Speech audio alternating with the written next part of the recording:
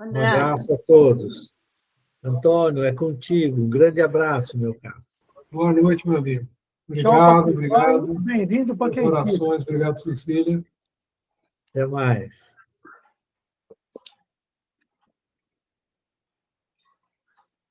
Muito bem. Boa noite, pessoal. A paz de Jesus esteja nos nossos corações. Estejamos com ele bem aberto às mensagens de hoje, né? Para que a gente vá ganhando sustentação na nossa caminhada aqui na Terra, né? No instruí-los e que a gente aprenda cada vez mais a nos amarmos, né? Eu vou colocar aqui a apresentação. Eu sempre preciso da minha muletinha, né? Não me perder no caminho. Muito bem. Hoje nós vamos estudar, né, o Espiritismo. Na semana passada nós estudamos sobre o Cristo, né? Cristo Consolador, nosso mestre. E hoje nós vamos estudar sobre o Espiritismo dentro do capítulo Não Vim Destruir a Lei, o capítulo 1, né? Nós estamos estudando com base na lição 9, né? O rigor, né? Lição 9. Deve ser 9 ou 8. Mas o título é Rigor. Eu estou estudando um livro do Paulo Henrique Figueiredo, eu quero comentar um pouquinho disso com vocês, compartilhar um pouco isso.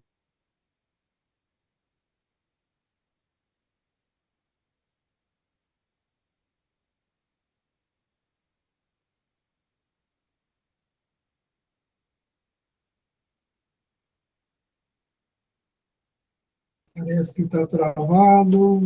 Não, o som está indo. Só um minutinho, pessoal. Vou aliviar um pouco aqui. Muito bem. E essa obra, ela nasceu de cartas de Kardec que estiveram com o Canudo Abreu durante 150 anos, após o desencarne de Kardec. E nessas cartas traz alguns detalhes da presença de Jesus em toda a estruturação do livro, né, da obra que Kardec nos trouxe, de todos os livros, a presença constante de Jesus. E a gente recebe a informação que o Espírito da Verdade nada mais era do que o próprio Jesus, né, junto a nós. Então, isso é algo assim muito interessante. Por que isso é importante? Você vê o cuidado que Jesus teve, junto com Kardec, de trazer as informações complementares àquilo que ele ensinou aos discípulos. Então, é muito interessante, porque a doutrina espírita é a doutrina da liberdade, é a doutrina da autonomia. Somos nós que vamos construindo o nosso futuro, a nossa evolução. Nada é imposto, não há castigo, né? E a gente, muitas vezes, fica achando que Deus está castigando. Não é Deus que está castigando a gente. Somos nós que, antes de reencarnarmos, fizemos escolha das provas que nós queríamos passar por elas. Por que nós escolhemos prova?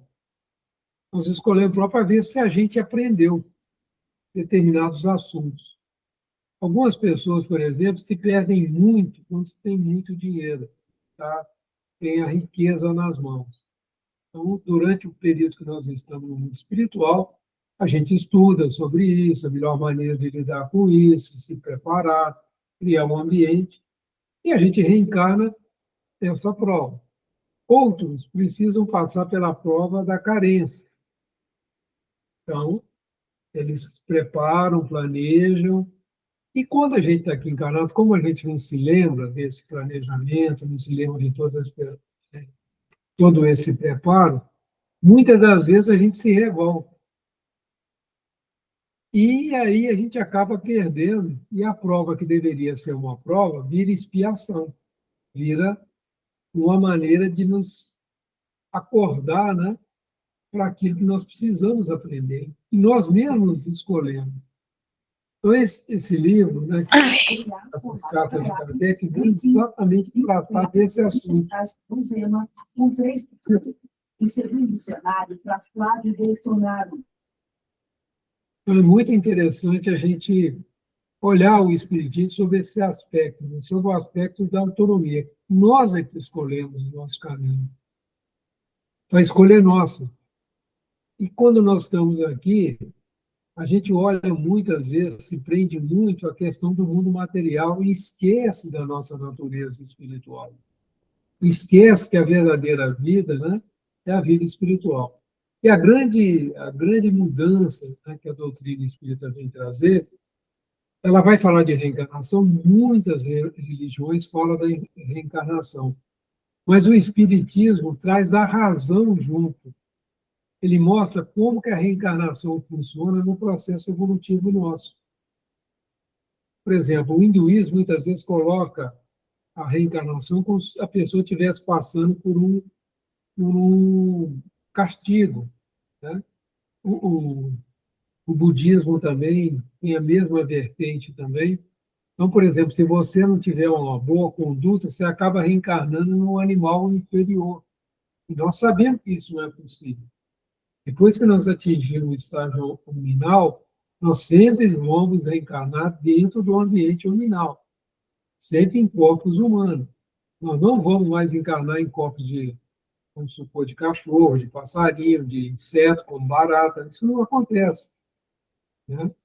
A razão mesmo nos leva a compreender isso. Fez foi o cuidar de Kardec, da verdadeira dimensão da reencarnação, da importância da reencarnação em nossas vidas e do grande objetivo que é nós aprendermos a nos amar. Outra coisa que a doutrina espírita traz muito importante, que a felicidade não é um item individual. Ninguém é feliz sozinho. Nós podemos ter uma felicidade, vamos dizer assim, temporária, né? Temporária individualmente, mas só seremos felizes verdadeiramente quando todo o grupo, toda a família espiritual a qual nós pertencemos, que é a humanidade terrena, estiver bem. Enquanto tiver um irmão nosso sofrendo, é impossível a gente ter uma felicidade plena. Nós, na ilusão da matéria, nós nos cercamos de pseudos proteções, né? Vamos morar em condomínio, fazemos seguros, fazemos isso, fazemos aquilo, vamos fazer medicina preventiva, tudo com foco muito na felicidade própria. E esquecendo o que está em volta, né? Por isso que o mundo está cercado de tanta violência, de tanto desequilíbrio. E o Espiritismo vem esclarecer os mecanismos que nos levam a essa situação, que são os mecanismos do egoísmo e os mecanismos do orgulho. Então, essa obra traz uma dimensão muito interessante. Mas, no próprio Evangelho que nós estamos estudando, nós temos muito que refletir sobre isso, né? E Kardec começa assim: o Espiritismo é a ciência nova que vem revelar aos homens, por meio de provas irrecusáveis, a existência e a natureza do mundo espiritual e suas relações com o mundo corpóreo. Muito interessante isso, né? A gente, quando estuda o livro dos Espíritos, ali é colocado o seguinte: a matéria é um meio do espírito evoluir. Então, quando nós reencarnamos e temos o contato com a matéria, através da matéria nós vamos nos desenvolvendo. Isso ocorre também com as plantas, isso ocorre também com os animais menores, né, como o cachorro, o cavalo, o elefante, seja quais nós quisermos escolhermos aqui, eles estão também aprendendo. Por exemplo, quando um passarinho quebra a asa, não consegue voar, ele não está sendo castigado. Ele está passando por um processo onde vai levá-lo a um aprendizado. Não é que é isso? Realmente, esse mecanismo é um mecanismo que a gente não entende ele por o todo, né? Por que o animalzinho sofre, né? Por que, por exemplo, o cachorrinho muitas vezes é escorraçado, tudo. Mas tudo isso são processos de evolução daquela raça, daquele animalzinho, né? E a gente ainda está muito longe de compreender. Alguém gostaria de fazer uma colocação, um comentário até então? Se não, vamos andar mais um pouquinho. Ele nos mostra não mais como uma coisa sobrenatural, porém, ao contrário, como uma das forças vivas e sem cessar atuantes da natureza, como a fonte de uma imensidade de fenômenos até hoje incompreendidos e, por isso, relegados para o domínio do fantástico e do maravilhoso. Nós estávamos falando na aula passada, com muita naturalidade, sobre a mediunidade. Mediunidade de evidência, a mediunidade da psicofonia, a mediunidade da audiência, né, de ouvir os espíritos. Entre nós, parece muito natural, mas se você falar sobre isso com a maioria das pessoas, eles vão nos conceituar de birolados, né, e que nós estamos com um parafusinho a menos, né, de acreditar nessas coisas. A humanidade, infelizmente, ela ainda está num estágio muito materialista. Apesar de toda a ciência que já desenvolvemos, todo o conhecimento tecnológico, temos pessoas que questionam a existência de Deus, né? O homem é incapaz de fazer uma semente, mas ele questiona a existência de Deus. Ele faz uso o tempo todo da natureza, de toda essa riqueza que nos é disponibilizada, imaginando que isso é obra do acaso. Ele próprio é um acaso. E que muitas vezes, a ele, ao encerrar a vida aqui, ele vai para o nada, tudo deixa de existir. E baseia a vida dele, muitas vezes, em cima dessa ideia. É por isso que nós ainda temos muita perturbação no nosso planeta, por essa incompreensão da dimensão espiritual. Então, muitas vezes, nós fazemos parte de grupos que já conhecem, né? Participam de reuniões mediúnicas, participam de alguns dos fenômenos, né? Como o Faustinho estava relatando para a gente, a experiência dele, né? Muitos de nós temos essa experiência também, de ordens diferentes, graus diferentes, mas passamos por isso também, né? Mas hoje nós estamos compreendendo parte disso, né? Então é algo muito interessante a questão de olhar o espiritismo como um abrir de uma cortina, retirada de um véu. E Kardec trata dessa ciência, o espiritismo é também uma ciência, é uma ciência de observação. Nós aprendemos sobre o mundo espiritual não como encarnado, não indo ao mundo espiritual como encarnado, mas ouvindo os espíritos. Tem pessoas que participaram viram espíritos materializados, receberam ajuda, cirurgias espirituais durante essas reuniões e não acreditam, mesmo vendo. Eles não acreditam. Eles não dão testemunho, né?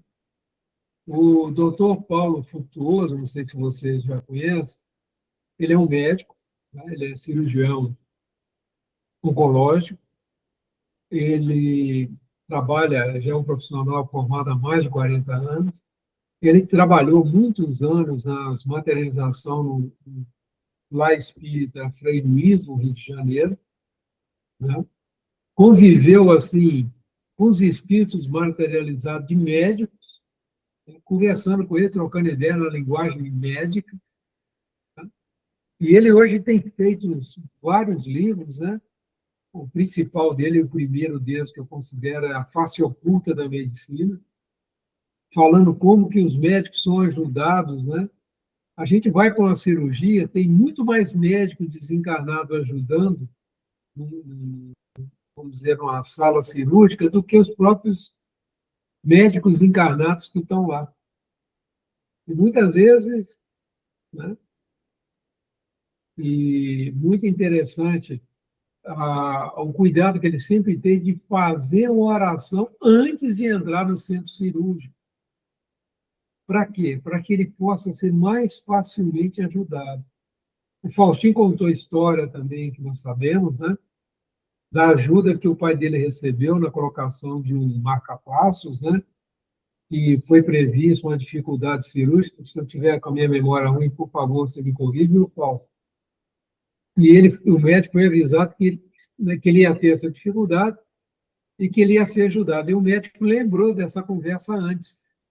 Aí ele concentrou naquele momento e teve a mão guiada. Ele estava com muita dificuldade de passar aquele componente do catéter, né?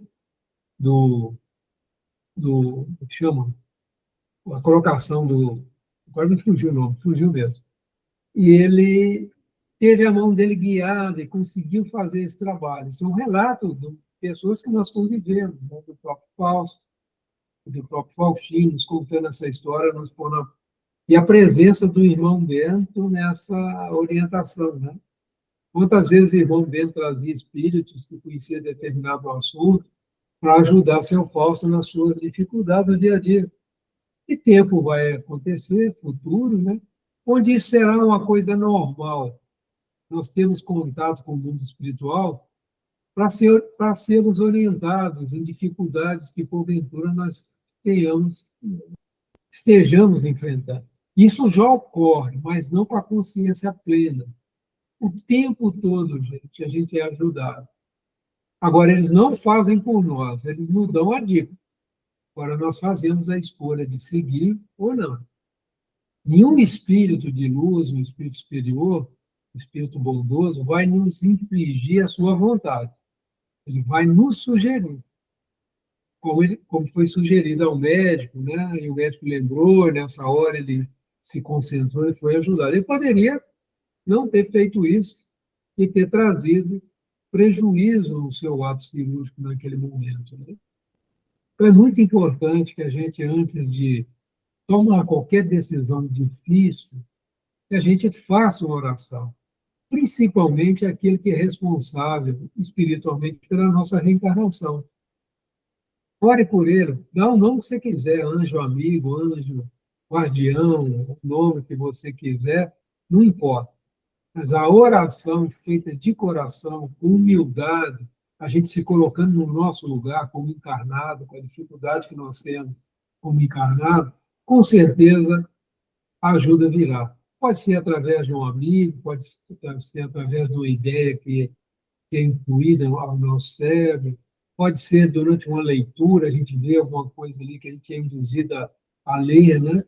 A gente vê ali a solução do problema que nós estamos enfrentando. A ajuda vai vir, não do jeito que a gente imagina, mas ela sempre vem ao nosso encontro. É esse tipo de fenômeno que a doutrina espírita vem nos esclarecer. Na medida que nós vamos lendo o livro dos Espíritos, o livro dos Médiuns, o Evangelho, né, que é esse livro que nós estamos estudando aqui agora, a Gênesis, o céu e o inferno, vai se abrindo portas para que esses espíritos possam nos induzir ao bem, nos induzir ao amor, que esse é o grande objetivo. Todos nós estamos passando aqui por essas provas e por essas expiações. Bom, já falei bastante, não sei se os amigos querem fazer algum comentário. Está tranquilo? Então, nós vamos andando. E a essas relações que Cristo alude em muitas circunstâncias, e daí vem que muito do que ele disse permaneceu inteligível ou falsamente interpretado. Voltemos a 2000 anos atrás, né, gente? Não havia conhecimento das ondas eletromagnéticas, não havia conhecimento que a ciência hoje tem, não havia conhecimento da microbiologia, não havia conhecimento que hoje nós temos das medicinas, os remédios que hoje nós temos, não havia nem conhecimento da homeopatia. A acupuntura já existia. A acupuntura ela é milenar, né? Esse conhecimento dos centros, né? Dos meridianos que a acupuntura traz, da existência de um corpo espiritual, isso o conhecimento oriental já trazia isso muito forte, principalmente na Ásia Maior, né? Na China, na época o Japão fazia parte também, né? Na Grande China, na época. Estou falando aqui de 3.000 anos atrás, 4.000 anos atrás. Mas esse conhecimento da ciência, como nós temos hoje, só estamos tendo agora, né? Tem muito conhecimento que foi perdido. A gente olha as construções das pirâmides, outras construções das sete maravilhas do passado, né? A gente vê ali que tem conhecimento que até hoje a própria ciência não consegue explicar. Como que eles conseguiram, por exemplo, carregar um bloco de 30 toneladas, 40 toneladas, a 900 quilômetros de uma pedreira que eles foram retirados.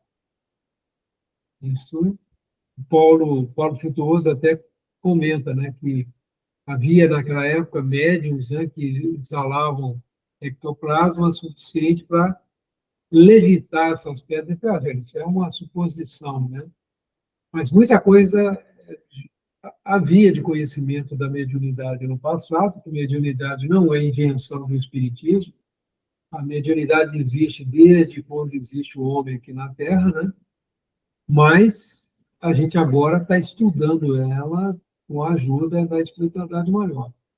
Então é isso que o Cristo, né, na época, não conseguiu falar por falta de conhecimento. Hoje, né, fica muito mais fácil falar dessas coisas com o conhecimento que nós já temos, com o desenvolvimento da nossa razão. Né? E hoje, o que nos falta? O que nos falta hoje é o desenvolvimento da moral cristã nas nossas atitudes, no nosso coração, no nosso falar. Né? Esse é o grande desafio.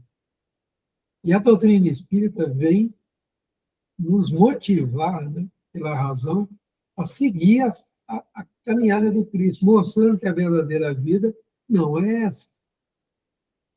Não de uma maneira dogmática, mas de uma maneira lógica, né? Pela vivência da mediunidade, pelo raciocínio. Né? Então, essa é a grande mudança que o Espiritismo vem trazer para nós. Né? O Espiritismo é a chave com o auxílio do qual tudo se explica de modo fácil. Eu tenho um amigo que é evangélico, né? E ele sempre se irrita comigo, que eu sempre faço a mesma pergunta para ele. Então, me explica, meu irmão, por que uma criança nasce perfeita, com muita saúde, e a outra nasce com uma série de dificuldades? Na visão, no andar, na inteligência.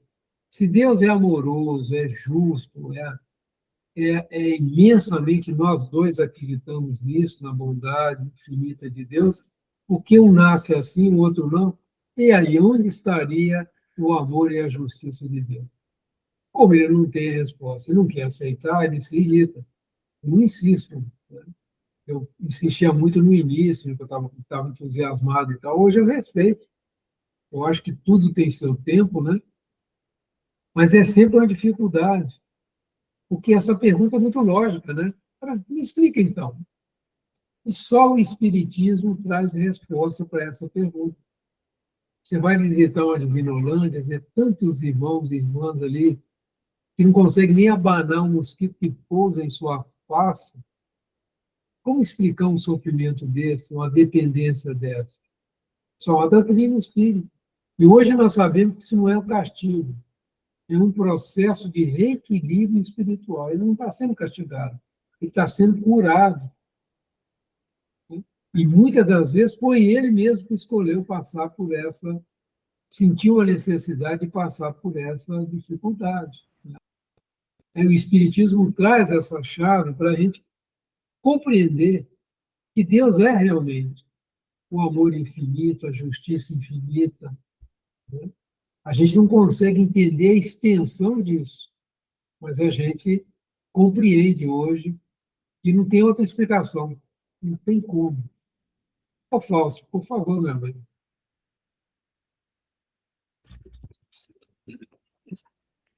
Então, Antônio,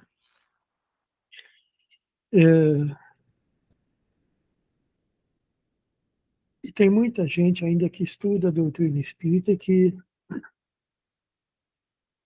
de uma hora para outra passa a ver com olhos diferentes.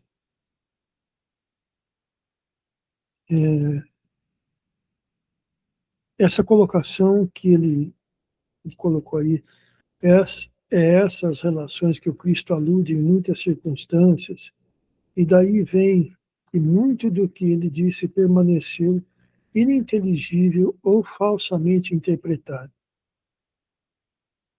Não é só isso, é intencionalmente mal interpretado. Por que esse intencionalmente? Porque isso vai contra o que ele quer ouvir. Vai contra os desejos dele, as vontades, as paixões.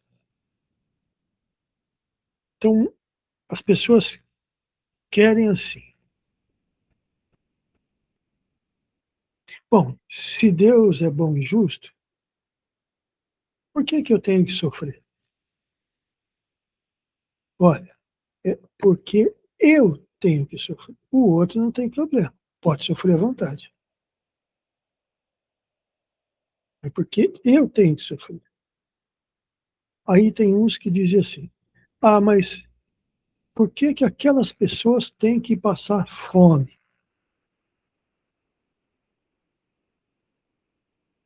E muita gente fala isso sem noção.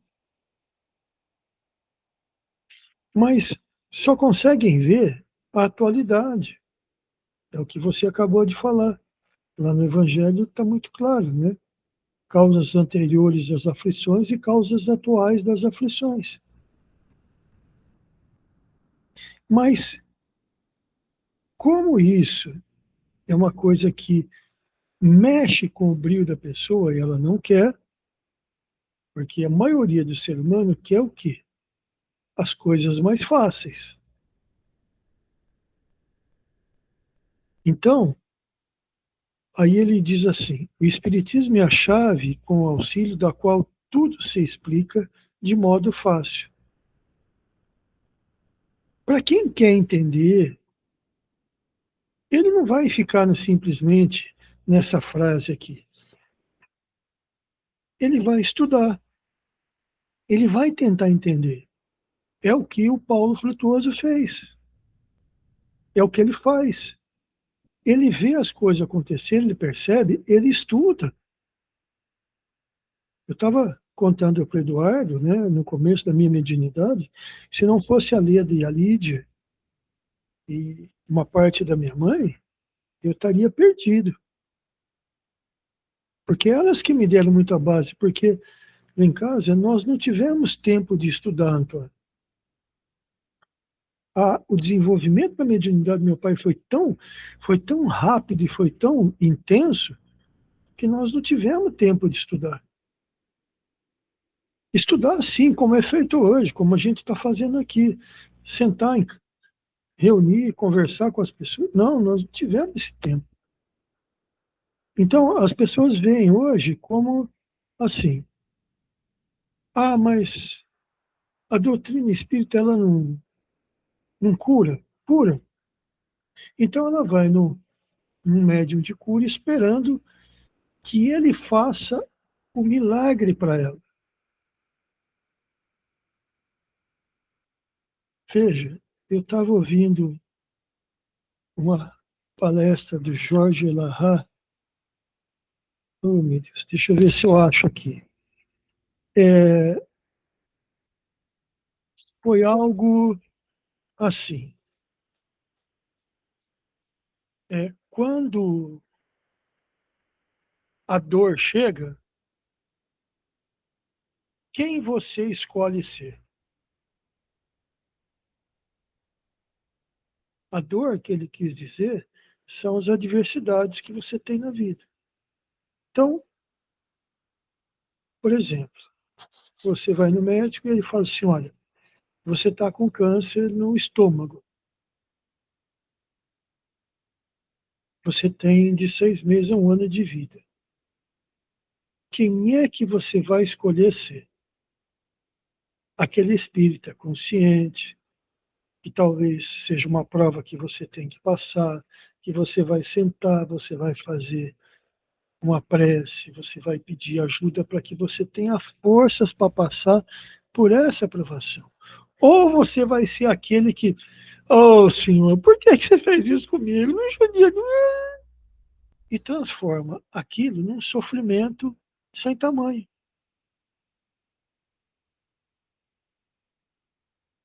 A explicação é fácil. Se você está passando por um câncer, por um problema, alguma coisa ou causou isso anteriormente ou é uma causa atual.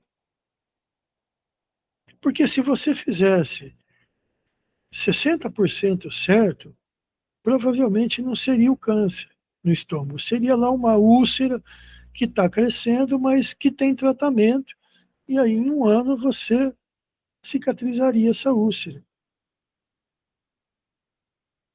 Uma mudança de alimentação, uma mudança de hábitos, né? Mas não, já se torna algo desesperador. Bom, e aí? Então, tudo depende do que a pessoa quer para ela. E essa palestra do Jorge é muito interessante, porque a hora que a dor chega, para que lado você vai? Porque dizer espírita, se é espírita, de você fazer caridade, mas e quando é com você?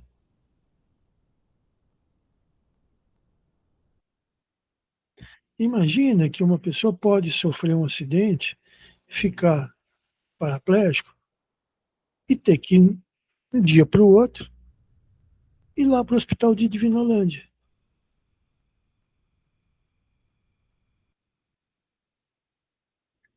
Os seus pensamentos vão continuar nas preces, nas orações, nas vibrações, ou vai ficar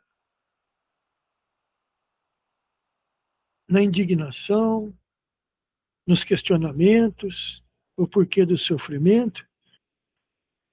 Então, isso é uma coisa que, na época do Kardec, talvez fosse menos intenso.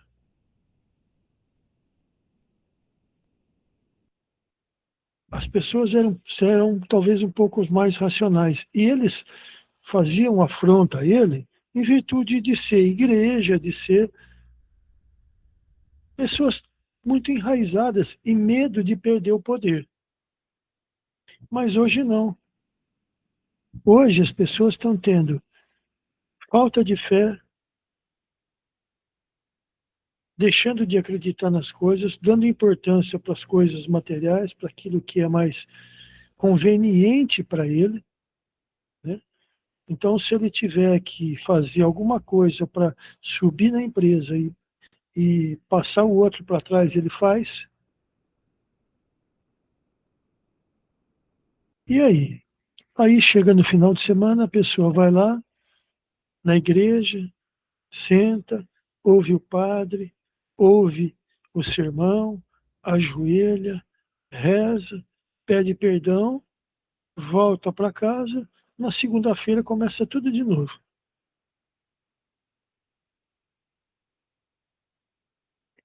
Então, assim, o Espiritismo explica as coisas facilmente, mas depende de a gente querer aceitar, de a gente querer entender, de a gente querer aplicar aquilo que Jesus ensinou. A Ana Kamasmini, ela estava falando sobre o meu jugo é leve, não, o meu jugo é... Meu jugo é suave e meu fardo é leve. Isso. E aí ela falou assim, que Jesus disse assim, gente, tem hora que me dá uns brancos aqui. Seja bem-vindo, que eu também tenho hora que Não, ela usou uma expressão lá de que ele fala chamando a atenção para uma letra.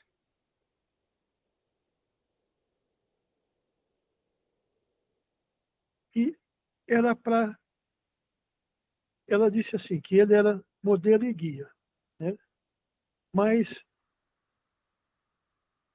que seguissem não é só o que ele ensinou, mas seguisse o que ele fazia. E eu achei muito interessante isso, né? E eu estou começando a aprender que a gente tem que começar a atentar para algumas palavras-chave que estão nos textos que a gente lê, porque são elas que definem algumas coisas. Eu vou procurar aqui essa palestra do Jorge e a da Ana, e aí eu pego direitinho e depois eu passo para vocês. Enquanto isso, Eduardo, Antônio, você continua firme aí, viu? O, Só pegando um pouco o gancho aí do Faustinho, é o seguinte: como era a tradição judaica da época, né, dos mestres? Normalmente o mestre ele cuidava dos adolescentes, daqueles que tinham passado para aquela idade onde eles era considerado já pronto, né, para o aprendizado. Então ele ia conviver com o mestre, ele ia estar sob o jugo do mestre. E esses eram os jovens. Mas Jesus, como fazia tudo diferente, ele era o mestre dos pessoas já com idade, que não tinham recurso, porque era caro você colocar seus filhos sob o jugo de um determinado mestre. Paulo, por exemplo, teve um mestre, né? E ele ficou amigo, quem estudou Paulo e Estevão lá viu a ligação forte que ele tinha com o seu mestre, porque ele conviveu. Eles dormiam junto, almoçavam juntos, jantavam juntos, se alimentavam juntos, e iam aprendendo com o mestre como se relacionar e como se comportar na sociedade. Esse é o jugo, né? Estava sob o jugo. E vem Jesus e coloca: meu jugo é suave, né? Meu fardo é leve. Porque a convivência com Jesus não era a convivência da cobrança, era a convivência vamos dizer assim, de aprender com ele, por ele ser tão amoroso, os discípulos se deixavam sob o jugo dele pelo carinho, pelo amor que ele irradiava. E acontece uma coisa dentro da doutrina espírita, é importante prestar atenção: nós precisamos aprender com aqueles mais experientes do que nós. E a doutrina está muito carente da convivência. Da convivência. Por que eu gosto, por exemplo, eu pessoalmente gosto muito de ouvir, né? Eu conversei muito com a Leda, converso muito com o Faustinho. Quando eu frequentei outro centro, eu tinha um lá que eu considerava um mestre, pelo exemplo que ele dava, pela amorosidade que ele dava, né? E a gente fica prestando atenção com o que ele age, por exemplo. Chegava uma pessoa lá durante a reunião, completamente obsediada, você vê o carinho, né? Eu estou falando do outro centro que eu frequentava, do carinho que ele recebia, ele acalmava a pessoa, ele conversava com o espírito, ninguém nem percebia. Depois ele reunia com a gente, explicava o que aconteceu, que tipo de situação que ali era vivida, como foi a atuação da espiritualidade para equilibrar aquilo. E a gente ia aprendendo a ser humilde de coração, a ter uma fala direta, reta, honesta, né? Quando a pessoa vem numa situação difícil, não se colocar como superior, mas se colocar também ali para conversar, ouvir o que a pessoa está sentindo. Então, nós aprendemos muito, né? Quando o Faustinho traz as histórias, dá os exemplos, nós tiramos muito proveito disso. E nós precisamos disso na doutrina espírita. Precisamos da convivência, né? Hoje, por exemplo, lembro muito, quando eu participei do Centro Espírita Allan Kardec, aqui em Campinas, durante em torno de 5 anos, não me lembro exatamente. E, inclusive, o Genivaldo conviveu também lá também com a dona Terezinha. Eu não convivi muito com ela, convivi mais com pessoas que ela, vamos dizer assim, esteve sob o jugo dela, sob o exemplo dela. Mas tive contato com ela, deu curso sobre oratória, algumas coisas eu tive a oportunidade de aprender com ela. E lá era muito comum, após a reunião mediúnica, a gente sentar, tirar um tempo para falar da reunião, aprender, né? Cada um passava a sua percepção, o seu sentimento, a gente aprendia muito com isso. No nosso cantinho, às vezes, a gente não tem tempo de fazer isso, a gente perde muito. Não cabe aí uma crítica da minha maneira nenhuma. Mas é sempre um aprendizado quando a gente tem essa oportunidade de comentar. E o dirigente, muitas vezes, a reunião, corrigia a gente de algumas atitudes menos, vamos dizer, produtivas que nós tínhamos na reunião. E, com isso, o grupo ia ficando mais produtivo e mais equilibrado. Então, doutrina espírita é a doutrina da convivência. Não é a doutrina do bom dia, boa tarde, boa noite. É a doutrina da convivência. É o que nós estamos fazendo aqui virtualmente.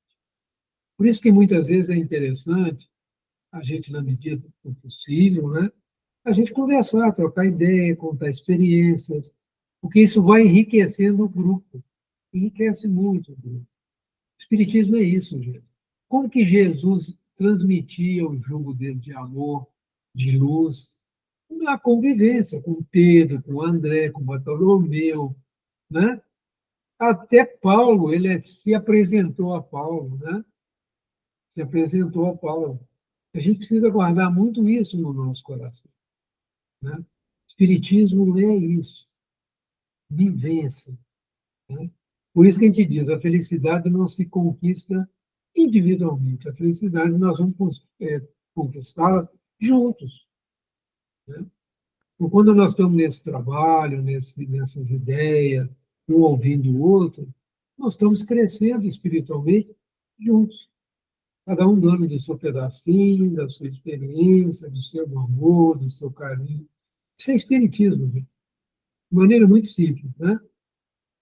Vamos andar mais um pouquinho.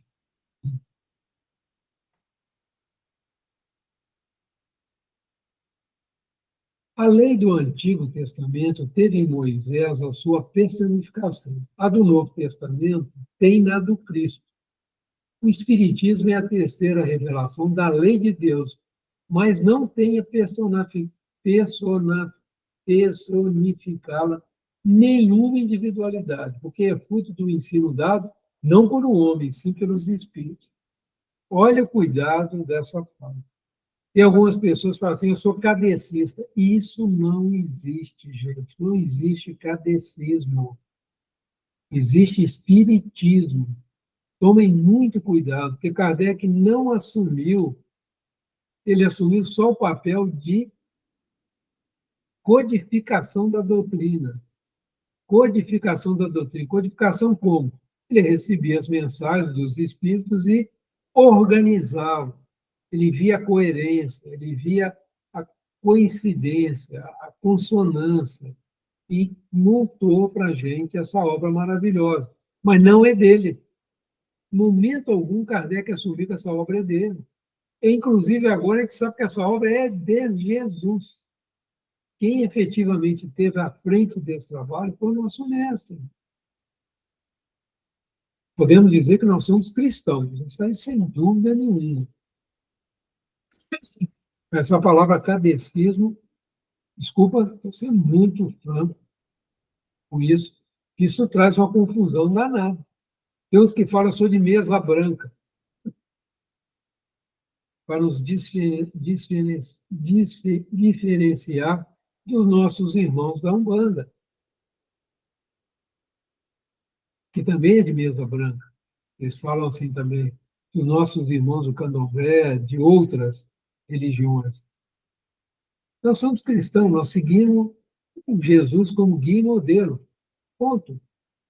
O Espiritismo nada mais é do que o cristianismo como Jesus nos trouxe. Por quê? Porque é ele que conduziu essa obra. Isso é fantástico a gente saber. E não deixa dúvida mais. Não deixa dúvida de maneira nenhuma. Se alguém não concorda comigo, tem todo o direito de não concordar. Isso eu estou colocando aqui uma posição muito pessoal, tá, gente? Por isso que eu acho bastante coerente.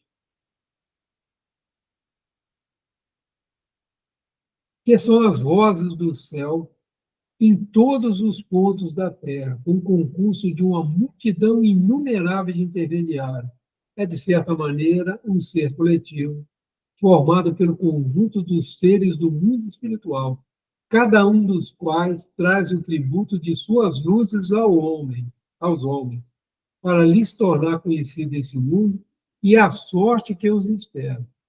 Então, esses espíritos já mais evoluídos do que nós, vêm nos contar como é que é lá.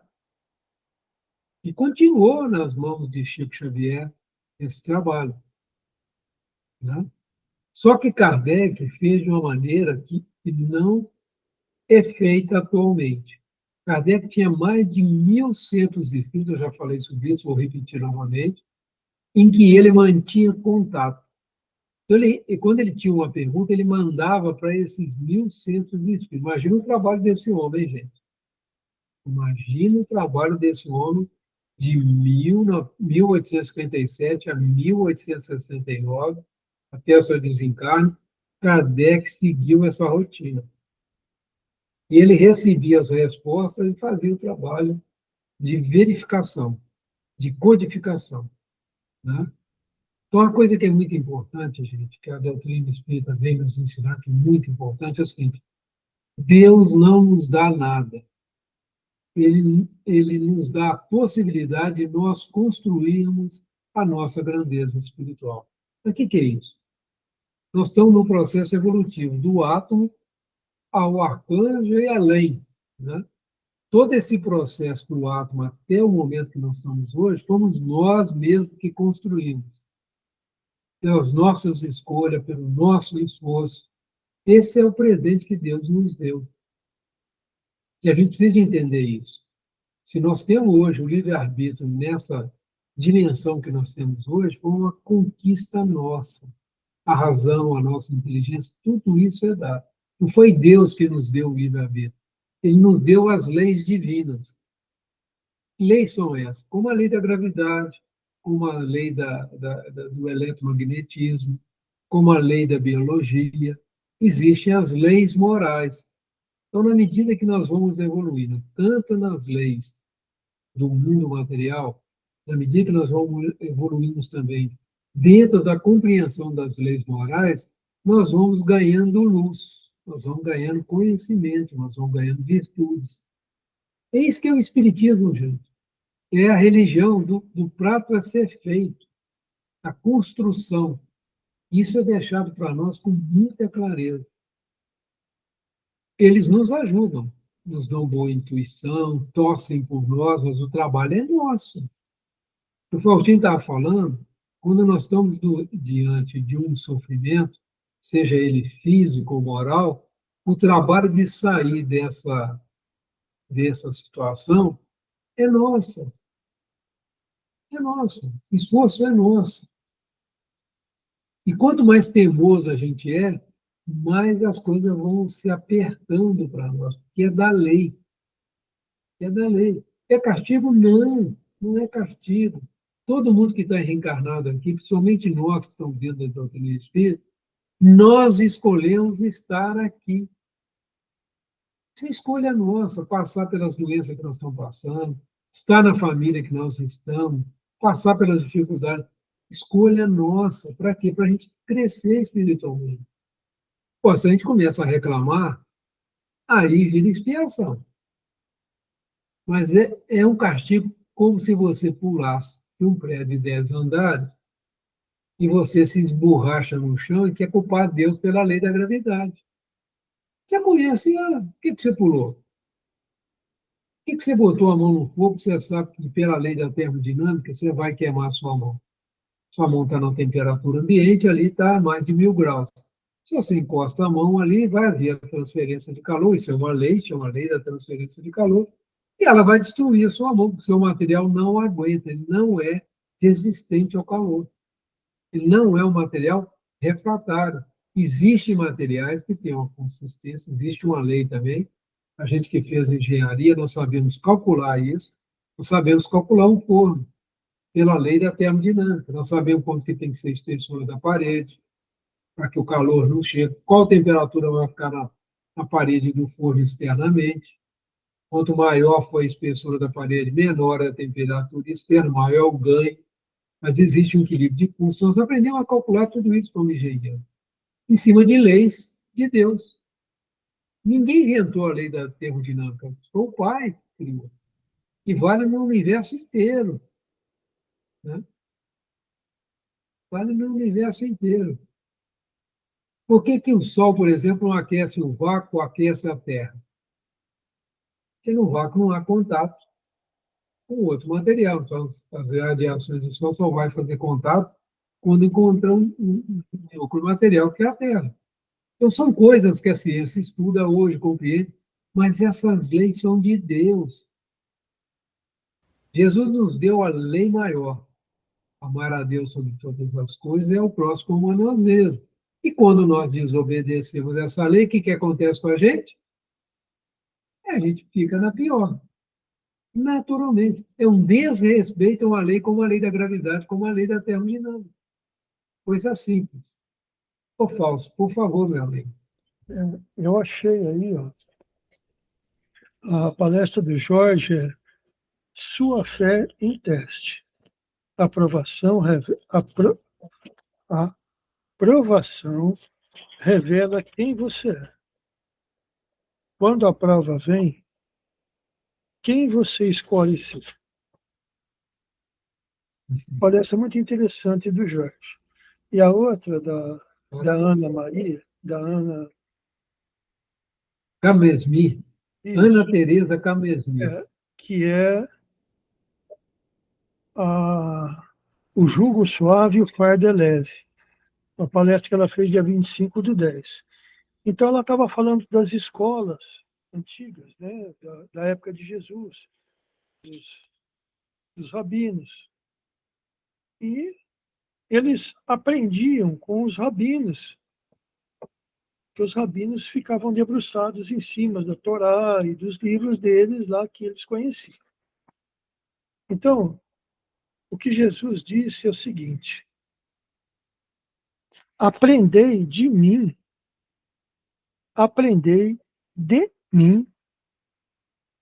que sou brando e humilde de coração. Veja, aprendei de mim.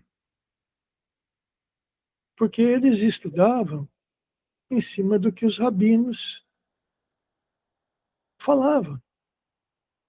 Mas cada rabino entendia da sua forma, do seu jeito. E talvez até do jeito que lhe era mais conveniente. Então, quando Jesus diz que o jugo era suave e o fardo era leve, ele falou assim: aprendei de mim. Quer dizer, as pessoas não era para procurar o rabino, era para aprender o que ele tinha, o que ele mostrava, o que ele fazia. E é isso que para a gente é difícil hoje. Né? Porque os ensinamentos de Jesus através do Evangelho são simples, objetivos e eficientes. Só que a gente cria um mundo de beleza interna dele e aí complica, né? Em vez de seguir, a gente fantasia muito. Isso mesmo, Fausto. Vale a pena ouvir essas duas palestras, tá? Eu coloquei aí no comentário. Ô, Faustinho, você colocou no grupo? Não, eu pus aqui no chat aqui. Mas depois sai, né? Eu vou postar lá no grupo. Em qual deles? Do Evangelho. Do Evangelho. Do Evangelho segundo Emmanuel. Pode pôr lá. Tá. Que você falou, mas eu anotei aqui, Mas eu não anotei daquela senhora lá que você falou o nome, esqueci. Ana Teresa Camesmi. Eu já vou. Isso, essa mesmo. Essa é danadinha, viu? Eu vou Ela é contar um muito negócio. fofa. Eu vou contar um negócio para vocês que é muito interessante. Nós que falamos muito aqui na frente, nós ficamos numa saia justa danada. E os espíritos vêm de vez em quando cobrar a gente. Ah, você não falou isso, você não faz. Ixi, É aí, meus amigos, o bicho pega. O que a gente fala, na realidade, eu tenho a orientação do pai Tomé, ele falou, seu filho, não preocupa com isso, não. Fala, mas tenta fazer.